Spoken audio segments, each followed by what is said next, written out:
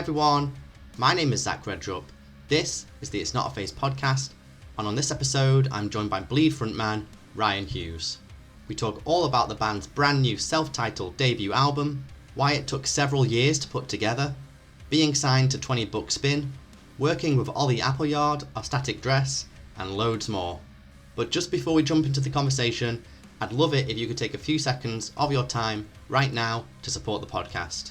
You can hit subscribe or follow wherever you're checking this out, and that way you also don't miss out on any future episodes. You can leave a review or a comment. You can go and follow the podcast on social media, and there's also a Patreon and a web store if you wanted to go the extra mile. I've shoved links to everything that I've just mentioned in the description of this episode, or instead you can head to itsnotaphase.co.uk. And now, with all of that out of the way, here's my chat with Ryan Hughes of Bleed. What's up, everybody? Thank you for joining me on this episode of the It's Not a Phase podcast, where I'm joined by Ryan of the band Bleed. How's it going, dude? Good, man. How are you? Yeah, all good, dude. All good. Yeah, I guess let's just dive into the obviously the big news for you guys is the self-titled debut album, which is dropping on May 2nd. So if people are listening to this episode on day of release, it's going out tomorrow via 20 Buck Spin. How are you feeling about finally getting the first full-length album by Bleed out there into the world? Relieved, really. Yeah. That's like the overall feeling for sure. Started writing the record like 3 years ago. Oh, wow. And yeah, so it's been a process between writing, recording, and then tons of life happening between everything. Um, just relieved, really, and I'm pretty excited that it's finally done. Like when we sent everything out, all the masters and everything, it was such a big exhale, I think, for all of us to finally have it out of our hands and into someone else's for the first time in 2.5 years. So yeah, I'm pretty excited. Yeah, yeah. I mean, like, because I guess because obviously the EP's been out for a while, and I say like obviously the album's been in the works for a bit. 'Cause you had the song "Killing Time" that came out in 2022. Obviously, that's on the album as well.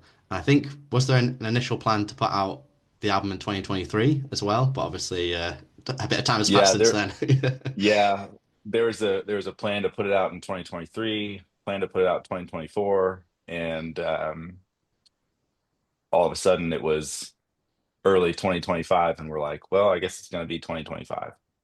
Um, but it is what it is. I mean, we've been asked tons and tons of times since really Killing Time came out, when's the LP? And I just have to say it's coming at Yeah, some point. None of us necessarily know. We've said dates and years at this point that we think it's going to come out, but you know, it'll come out when it comes out. And luckily there's actually a date now and it's yeah, relatively soon. So yeah. And it's finally here, more or less. So, yeah. yeah, the day has finally come.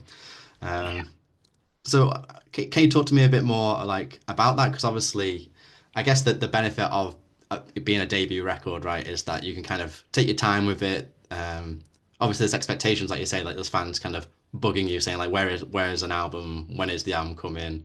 Um, but I guess like yeah, you can kind of just sit in it and kind of make sure that it is perfect. Because live shows, you're gonna have a good show or a bad show or whatever, but the record's like, final, that's gonna be out there for pretty much forever, right? So you want to make sure it's right.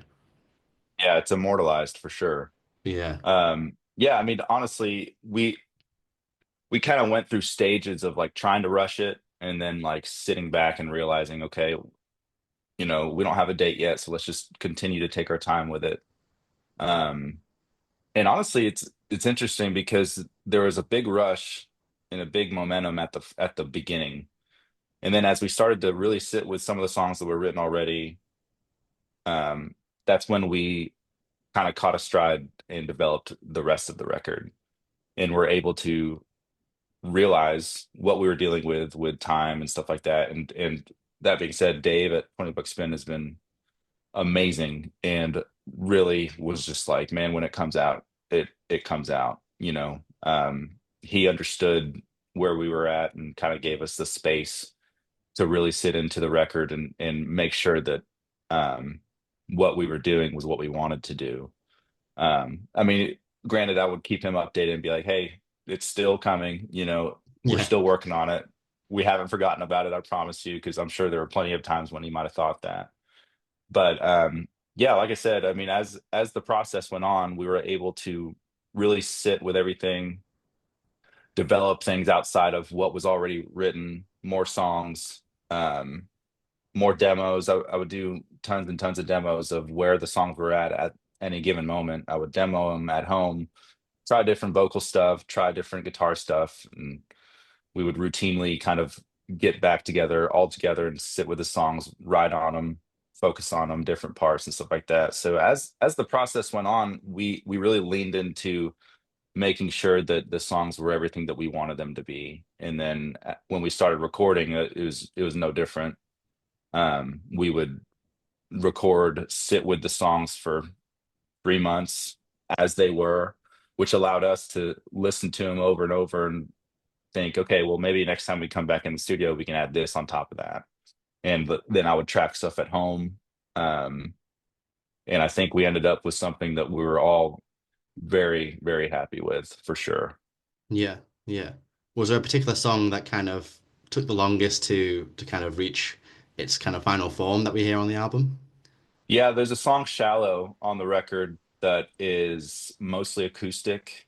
Um, that song definitely was, I don't want to say the trickiest, but we've been, for the majority of our lives, we've been writing high powered rock and hardcore and metal songs, and we approached that song way differently. Um, we didn't really have a template for what we wanted it to sound like, but we kind of had a riff on an acoustic guitar that we kind of based the song around, and that song came to fruition pretty differently than the rest of them because we just kind of built, like, we didn't track it when we tracked everything else. We came back months later and kind of locked in on just the riff and Carson playing drums and figuring out a drum beat and stuff like that because it's relatively different from the rest of the record. So we took our time with it and really just built layers on top of layers and on top of more layers with that song, vocally as well.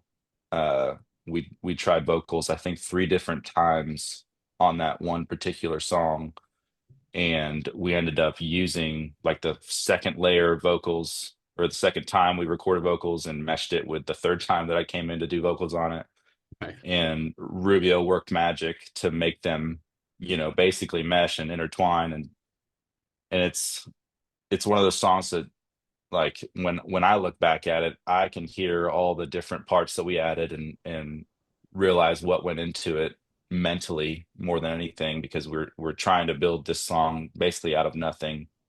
It's we've developed this formula of writing high powered, rock and metal songs to where we can kind of almost feel what would come next, riff wise or transition wise. But with that song, it was a lot different, and we really took our time building it with different layers, to the point where we were sending songs off to mastering like on a Saturday, and that Friday Rubio called me and was like, "Hey, you need to go home right now stop whatever you're doing, and you need to finish, like, you need to redo these layers because something was fucked up with them, Oh where God. they weren't on time with the click track or some of Carson's tracks." And so I did that, and it's like 11:30 that night I finally finished tracking. Rubio tracked some of the remaining guitar tracks that needed to happen for that song, and then that night at like midnight he sent it out. And Wow. I mean, it took literally 3 years up until the minute for us sending it off to mastering, and that was the song that was remaining. So I'd say that one was definitely the most different as far as writing and recording, because it was something new for us. I've recorded acoustic guitars just a handful of times in my life, really, and this one was definitely a trip. But I think it came out how we all really imagined it. Yeah. Yeah, well, I guess as well, like with a debut album anyway, like you're kind of defining, at least for the moment, like the identity of the band, right? Like you say, you're trying new things out, like with the acoustic guitar, and then the opening tracks kind of got like new metal, like disc scratching kind of sounds at the start. So I guess that's Mhm. part of it as well. Like you wanting to kind of decide how you're gonna present the band as a debut album, especially if it's a self-titled one as well, because it's kind of such a defining moment and milestone for any band, right? Yeah, absolutely. And that's again why we just took our time with it. And it really wasn't always going to be self-titled. We had a working title for the majority of the time we were working on the record. And it wasn't until about 6 months before we sent everything off to mastering. It was when kind of we were talking with Frank about art and stuff like that when we were getting down to the wire. I mean, he even sent some options back to us with the working title on it, and we just kind of had a realization that we should just call it the Bleed record, and just self-title it because we thought, and I think we were able to accomplish this. We really feel like this batch of songs, while it's not a huge batch, but it's a batch that truly represents what the band is really about because it, like you said, I mean, it spans from a lot of different places. It starts with one end of the spectrum, kind of intertwines, goes to another end, and then kind of loops back around at the end to kind of a well-rounded example. So I think it being self-titled kind of came pretty naturally with the material and what's on the record for sure. Yeah, yeah, definitely. Like it's like a defining kind of title to go with, doesn't it? And then I guess if if you come to like album 2 or 3, if you really wanted to, you could go like the Led Zeppelin or the Billy Talent route and just go like Bleed 2, Bleed 3, Bleed Yeah, 4. Bleed Yeah. too. Yeah, Yeah, that'd be yeah. cool. Yeah. Yeah. So yeah, I guess like people would kind of I guess it's hard to define you as a band in terms of sound, and even more so now that you've got like all this kind of other things that you're branching off for with the records. But I guess I've seen like most people kind of describe it under like new gaze or grunge gaze or heavy shoegaze and all that kind of stuff. And I guess that's kind of something that you guys are spearheading along with bands like uh, Split Chain and Trauma Ray and stuff like that. What's your kind of thoughts on like what you are and the band that you're the way you're presenting the band? That's an interesting question. The new gaze thing is pretty interesting to me. Um, I don't I don't really consider us shoegaze really at all, especially if you're talking about like shoegaze traditionally with bands like Slow Dive and Cockatoo Twins and stuff like that. It's like Yeah, it's so far from that, and I can understand where it comes from. I guess it's because we have a tendency to add a lot of different layers to riffs, and that's kind of been our method in the way that we operate for a long time, where we have riffs and then we just kind of want to build on top of them with different layers of sounds and stuff like that. And yeah, we incorporate delay and reverb and chorus and stuff like that and different effects. And so I don't want to say people miss the mark because when people um put a badge on something and kind of define something, that just means that they listen to it, and that's enough for me, really, is that people listen to the songs and conjure up their own opinion, which is totally fine, and whatever they want to call it or label it is cool with me. But as far as our perspective, um, I think the best way for us to put it, if I were to label it, is it's alternative metal. And because I think the word alternative spans a wide range, right? Because I mean, anything I guess written after 2000 could be considered alternative, yeah, because it's relatively new, but it's also reminiscent of some other things. Um, the new gaze thing is funny. People just jamming new metal and shoegaze into one term, yeah, which I can understand. I mean, there's bands like that, I guess, that do represent that well.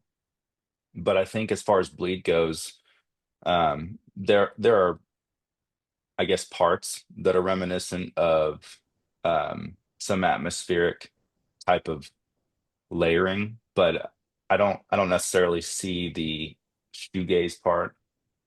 it's using delay and reverb is something that we've done for years, and I mean in other bands too, it's just part of what we do. And Yeah. so um I guess if they take that as shoegaze, that's fine. It's like I said, they listened to the songs and they conjured up their own feelings and opinions on it, and that's really all I could ever ask for. Yeah, yeah. I guess it's just kind of because I guess in one aspect it's hard to kind of pin down exactly where you are, just because you pull into many different influences and sounds. And some people say like Deftones is partly shoegaze, which I guess in Yeah. some songs you could argue that, but I wouldn't call them a shoegaze band myself. And then you've also got, I guess, like the way that genres kind of change and evolve. Like you can call 18 Visions and Poison the Well like metalcore bands, but people also call bands like Bring Me the Horizon and Bless the Fall and all that metalcore, and they're completely kind of different, but kind of the same. It's just kind of hard to pigeonhole. I think as streaming has come into a bigger and bigger picture, like genres are becoming more and more blurred anyway because there's just so much influence coming from all directions. Yeah, there's just making music and putting it out for the world to hear is so accessible now. Yeah, I mean, if you have Pro Tools or Logic or Cubase or GarageBand, you can write and record a record in an afternoon yeah, and have it uploaded to Spotify the next day, which is sick. And it's, I mean, what a time for music, right? And it makes both artists and consumers just that much more accessible. And yeah, I agree. I mean, everyone, it's truly breaking walls down at this point with how easy it is to write whatever you want to write and put it on Spotify. It's pretty exceptional, and it's natural that people are going to conjure up their own opinion. I mean, because it's just so much easier to access. yeah, So, I mean, again, I mean, yeah, Bring Me the Horizon and Poison the Well, I think are different, but I would both classify them as metalcore. yeah, They're just different flavors for sure. yeah, yeah, definitely. Just different ends of the spectrum, I suppose. Yeah, Yeah. Yeah, they're both good, I think. yeah, definitely.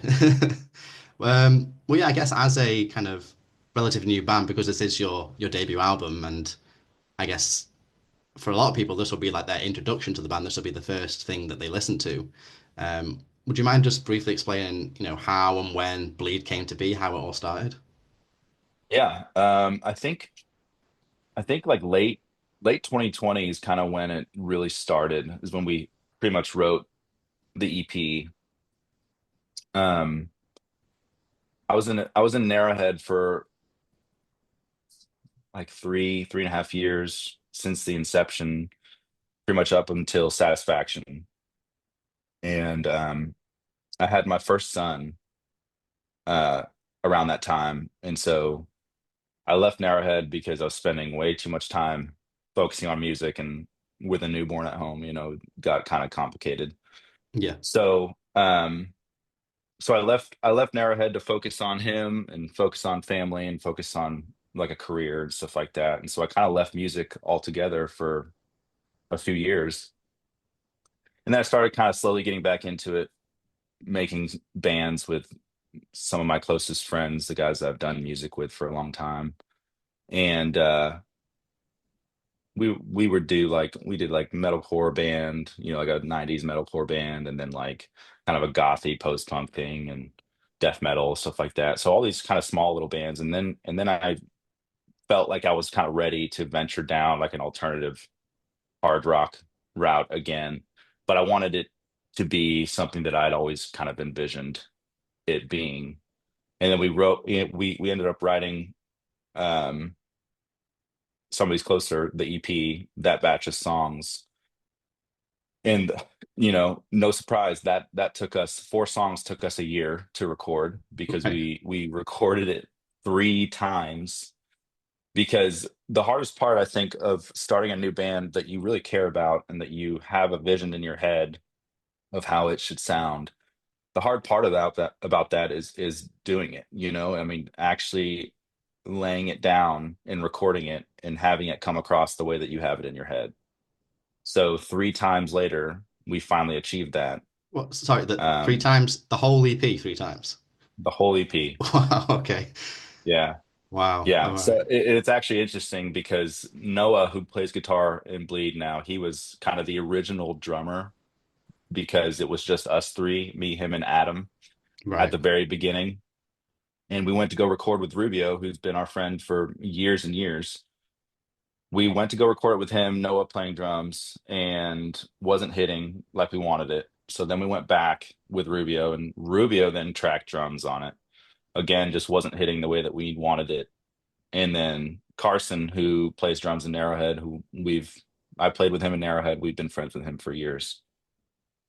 Uh, he kind of heard some of the demos, I think through Rubio, and Rubio was like, "You should play drums for this band. It would make sense." And Carson was down. We went back, recorded it, and it all hit. It was almost like that missing link. Right. Okay. Um, and so we put that out. We didn't shop it to anyone or anything. We just put it out, announced a couple shows, and then kind of went from there. And then, in the background, we're still kind of writing some newer songs. We go on tour a couple times and do those things. And then, 20 Buck Spin came along and he was like, "Hey, I want to work with y'all." And again, I can't say enough good things about working with Dave because he's been so exceptional. I mean, he's just so understanding with anything that happens because Bleed isn't necessarily our job right now, Right. but he allows us to have the space to operate in any capacity when it comes to the band, and he's been nothing but supportive and helpful. Um, so yeah, I mean, no real, crazy story. It was just us wanting to do a band like this image and vision that we had in our heads, and it took a couple tries to get it right, but I think we really accomplished it when Somebody's Closer came out, and it's exactly the way that we kind of envisioned it. Yeah. Yeah. That's crazy that you did the EP like in full three times. So was it just the kind of the drums that didn't fit right, or if you were to listen to that kind of first iteration, is it very different to kind of what we hear today? Yeah, I think what it was missing was the intensity. Right. I think that it was lacking aggression and intensity in a way that, like, I was recording guitars with new gear, like different gear that I've really ever used, because for a large part of my life I've recorded, if it was rock or like alternative rock, it was with fuzz pedals, or if it was, metal or hardcore, I was using, 5150s or something like that. And this time around I was using a drastically different setup, just high gain amps, but more unforgiving. Um, and I think it took me a few tries to really lock in on how the amps that I chose would record and how the chords would come across.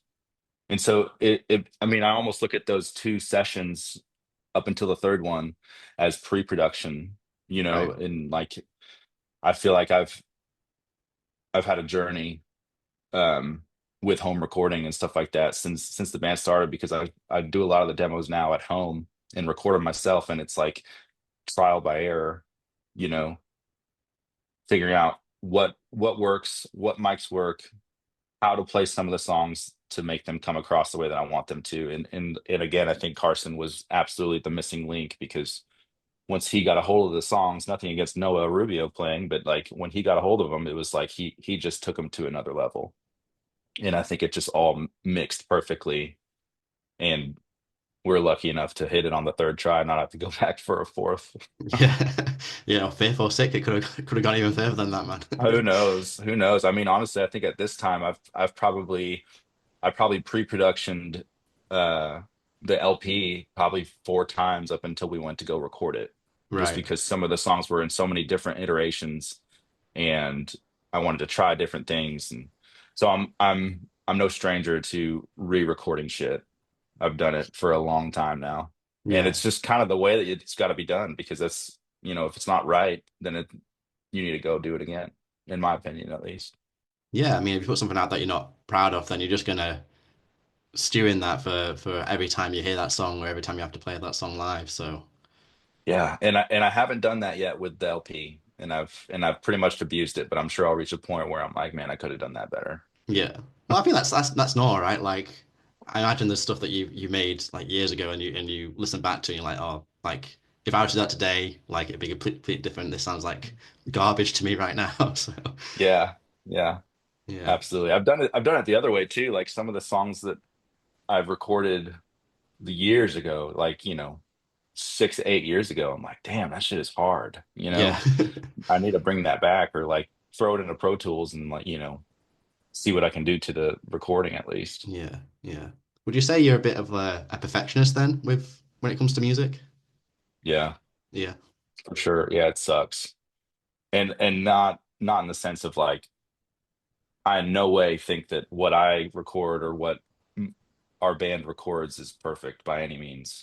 I promise you, I'll be the first one to start pointing shit out. But I think when it comes to the process and being so detail oriented, which is something that with Rubio producing and mixing the record was such a godsend, because working with Rubio, who's m- our best friend, who's also in the band, we can call him and explain something to him exactly the way that we see it, and he's going to see it the same way, right. which is why we gel so well. But if we paid someone like, let's take Terry Date for example, did a number of Deftones records, sound great. But if I called Terry Date and I said, this part needs more sear, or this part needs more balls, or something like that, I don't know if it would come across the way that it would when I call Rubio, 2 in the morning when I'm listening to the song and saying, no, this part needs more of this. Yeah, It's it was such a pleasure to work with Rubio on this in this capacity, because we just align, and we both have the same vision in mind. All of us do.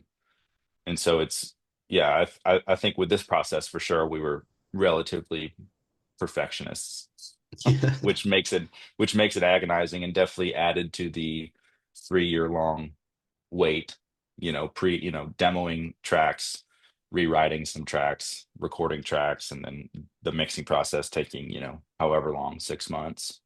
yeah. But it's just because that's kind of just our own speed, and that's just how we operate. Yeah.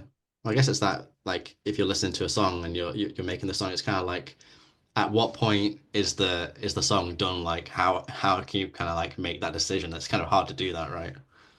Yeah, it is. And it takes, all the mediums, like listening in AirPods, taking it into the car, driving with it in the car, listening to it on a Bluetooth speaker. We did those things over and over and over, and we would always be like, it sounds great in the car, but man, on the Bluetooth speaker, it's really lacking this. Right. And then we'd have to be like, well, it's not mastered yet, so you got to take that into account. It's a never-ending cycle mentally. Yeah. You can go down such a rabbit hole inside and be like, but what if it can be better? And that's where Rubio really, really helps, because Rubio would always, he does this thing where he'll be working on the current mix with notes and stuff like that, but he always has something up his sleeve. Like he'll just be working on this other mix for the Right. same songs on the side. And then we'll reach a point with the main mix, and he'll be like, okay, so I'm going to send you something and I want you to listen to it. And this is like a little secret mix I've been working on. Like a little And wild card to play. yeah, almost like a different frame of reference. And then he'll send Yeah. it. And like at first, it'll sound so different from the main mix that we'll be like, no, I don't know about this. And then we'll start listening to it over and over and be like, wait, this is actually way better than what we've been working on for the past month. Yeah. Let's put this one down and go with what you've been working with. And 9 times out of 10, Rubio was right Right. about some of the mixing decisions, and I'm glad we made those decisions for sure. Yeah. Yeah. Like, why is he holding out on you with the with the wild card decisions, right? He's got a plan. He's always got a plan and something up his sleeve. Yeah, yeah. So, what was kind of inspiring you, like on a lyrical perspective on this album? Was there anything like specific themes or anything like that that you were going with? Um, yeah, the lyrics were pretty personal and pretty revealing, I think, just from my perspective. They're relatively ambiguous, um, kind of on purpose, because some of the best lyrics I've ever read and heard in my life have been ones that I can they're they're general and ambiguous enough to apply them to anything that I might be going through, or Yeah. something that someone's close to me is going through. The themes kind of span. Um, there's lots of talk about kind of some internal struggles that I've dealt with for a large part of my life, hurting a lot of people that I didn't want to hurt and stuff like that, just based on my own stupid bullshit, and coping with the decisions I've made, and then hurting more people through coping mechanisms and stuff like that. I'd say the lyrics are pretty personal, but I want people to be able to take what they resonate with and be able to apply it to anything that they feel. And that's kind of been our mission since the beginning, is that when you listen to the Bleed songs, any really, like the Bleed record or the EP, I want you to be able to take something from it, and be able to apply it to whatever you want to. And if you can do that, that's mission accomplished, I think. Yeah, it makes it more universal, doesn't it? Like people can apply their own interpretations and meanings and maybe even their own like stories and experiences to the songs you've written. And yeah, I guess yeah, it just makes them more relatable, even if what you've wrote about them in the first place is like nothing at all linked to how they've connected to it. But then that kind of makes it their own song, and I guess in that way, like there'll be people interpreting some of these songs in ways that you could have never imagined, really. Yeah, that's happened already with a couple close friends of mine with just the EP. A couple of them have come up to me and talked to me about some of the lyrics and said, "This song helped me get through this," and it's absolutely completely a opposite direction of where I wrote it from.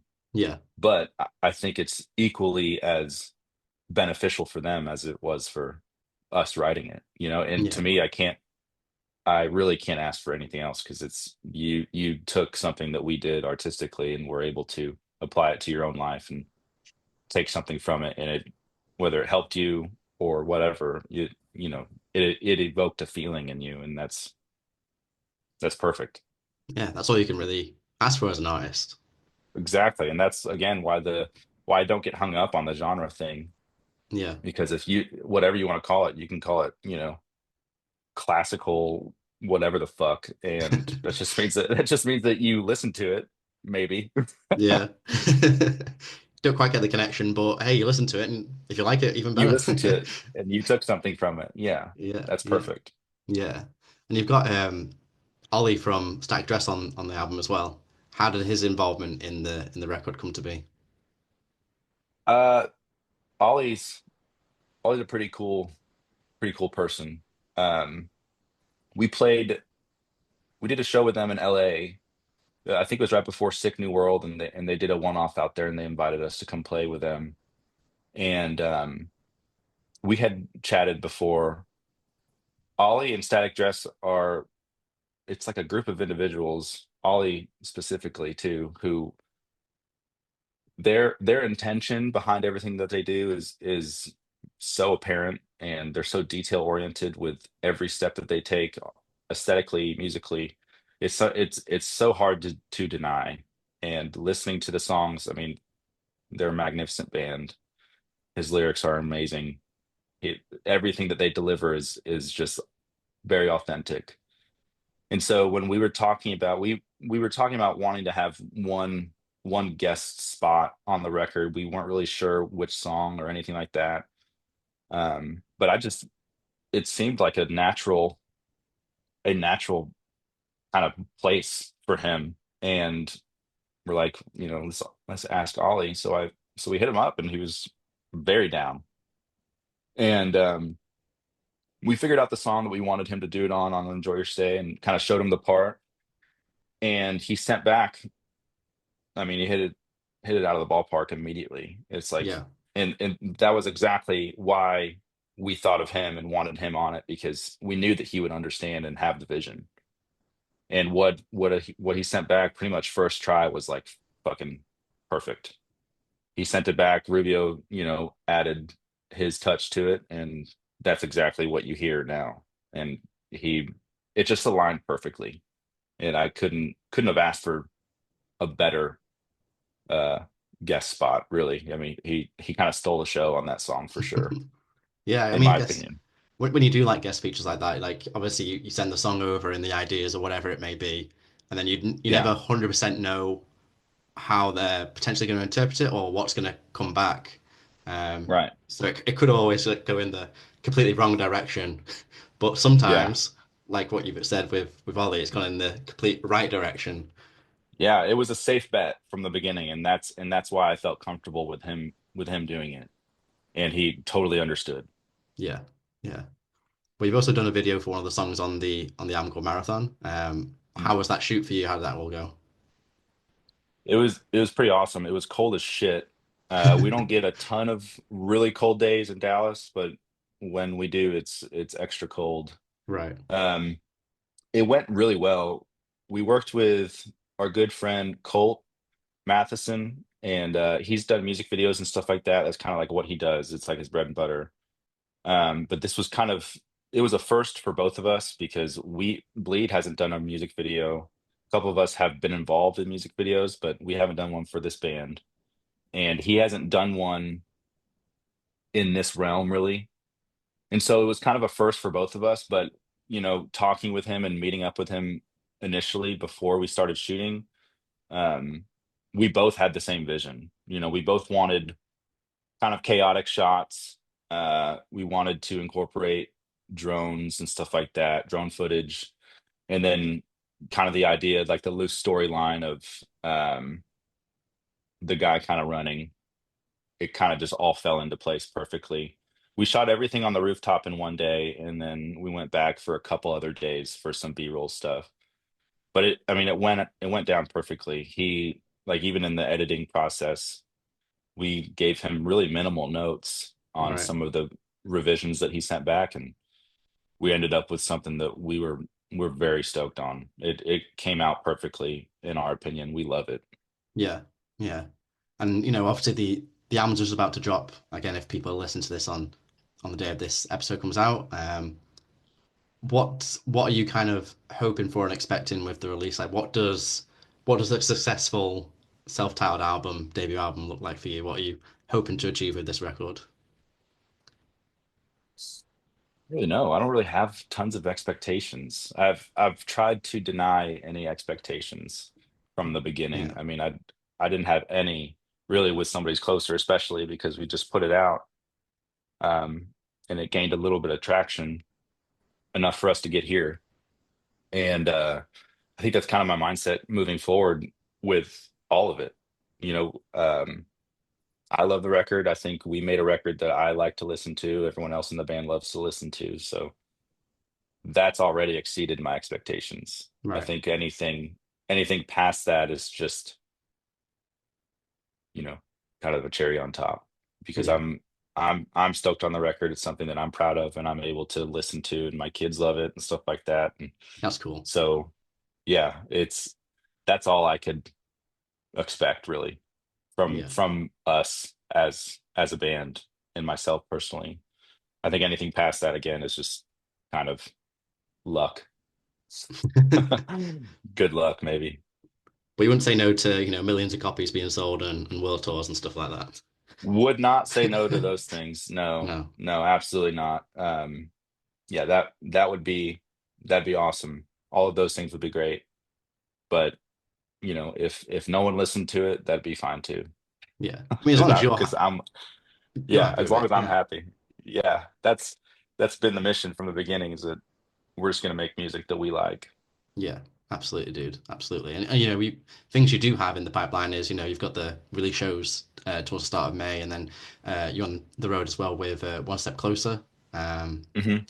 how are you feeling about those shows? I'm stoked about those shows for sure. The two record release shows, they're here in Texas. One's in Austin, the other one's in Dallas. And those shows are going to be really special. We have like a hand-picked lineup with some of our best friends and bands that we respect and love. And those are going to be pretty special. And then the tour is going to be great too. One Step Closer is is badass. And I Yeah, think that One Step Closer is another one of those bands that, in my opinion, the energy is just unmatched. And we kind of we kind of tend to lean towards bands like that where they're intentional and they're high energy and you get what you get. And that's a perfect example of one of those bands. And we're excited. I think the show is going to be awesome. They're in like 400 or 500 cap rooms, so it's going to be pretty tight and intimate. And I think yeah, that's where we really want to be for now. And so I think they're going to be great. yeah, and no doubt win over, a bunch of new fans in the process as well. Yeah, yeah, always for sure. Yeah, yeah. And what other plans have you got for 2025 that you can talk about? Is there anything else going on? Um, Not sure yet. There's a couple things that are in the process. Um, when they get confirmed, we'll talk about it then. Yeah, But that's we'll fair. we'll see. Who knows? Who knows? We got some things that we would like to do, and so we'll see if we can set out and do them. Yeah, just keep an eye on the socials, I guess, and see what pops up. Yeah, socialmedia.com/bleed. Well, Brian, thank you so much. I really appreciate you coming on and having this chat with me. And like I say, the new record is amazing. You should be really proud of it. Thank Yeah, you. Thanks a best of luck lot. with it all. Any final words before I let you go and enjoy the rest of your day? No, man, thank you so much for having me. It was a pleasure to talk to you. Of course, dude, of course. And I'll keep an eye out for any UK shows in the future, hopefully. And whenever you come over here, I'll be right there. Awesome, man. We'll see you then. Awesome, dude. Yeah, take care of yourself and speak to you soon. All right, buddy. See you. See ya. Thanks. And that's it. Thanks so much for tuning in to It's Not a Phase. If you enjoyed this episode, then don't forget to hit subscribe so you don't miss out on any future episodes. Leave a thumbs up if you're watching on YouTube. Follow the podcast on social media, and maybe even join the Patreon or grab some merch from the store. You can find everything that you need at itsnotaphase.co.uk. That's itsnotaphase.co.uk. Thanks again. Hopefully catch you on the next one. And remember, it's not a phase, it's a lifestyle.